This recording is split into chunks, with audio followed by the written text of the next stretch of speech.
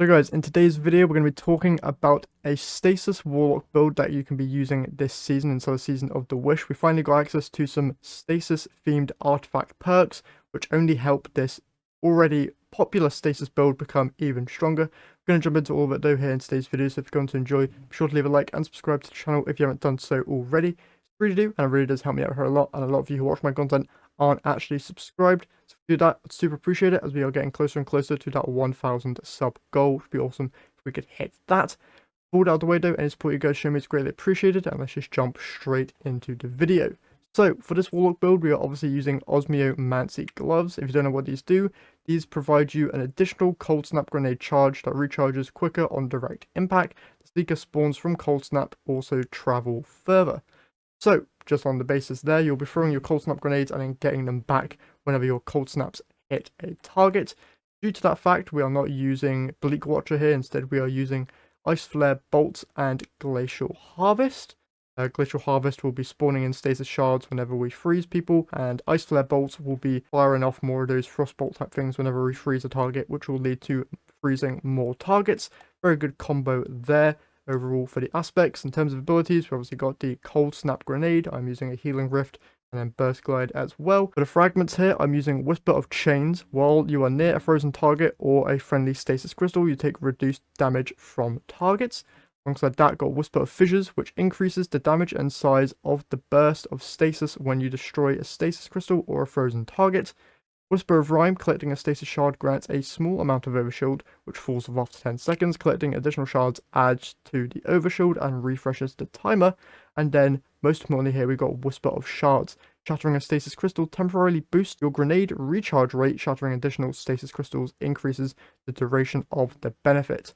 Now, pairing this with the only two stasis artifact perks that we have this season, Pillar of Ice and Hail the Storm. Pillar of Ice, where defeating a encased combatant spawns a stasis crystal. Then you've also got Hail the Storm. Shattering encased targets with a stasis crystal deals increased damage. Shattering stasis crystals releases shards of ice that damage and slow targets. The main one here being Pillar of Ice, going to be spawning me those stasis crystals a lot more, meaning I can get my grenade back even faster.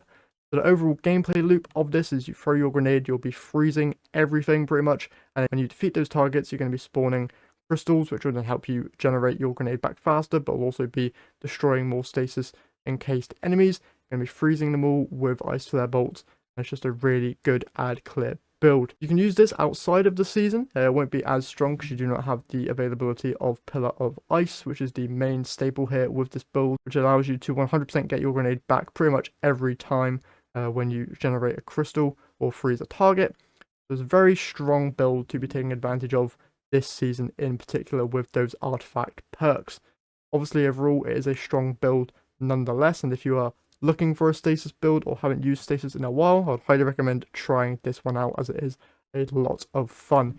In terms of alternative fragments you can use, if you don't want to use Whisper of Rime for example, because the overshield isn't really that great, but it's just a nice thing to have, you could also go for Whisper of Torment, where you gain grenade energy each time you take damage from targets, which is a very, very good option there.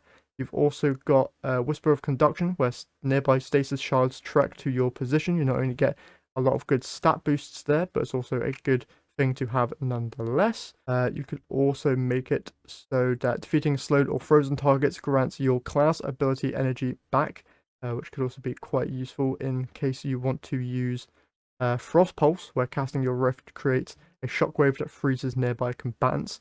Very good one there, in case you like using your Rift a lot. But yeah, there's a lot of good options here, and I would definitely recommend tweaking the build to your liking if you would like to. But yeah, that's just everything for this one. If you want to copy the build exactly what I'm using here in the video, I'll have a link down in the description. That's everything for this one. So if you've enjoyed or found it helpful, be sure to leave a like, subscribe, and I'll catch you guys in the next one.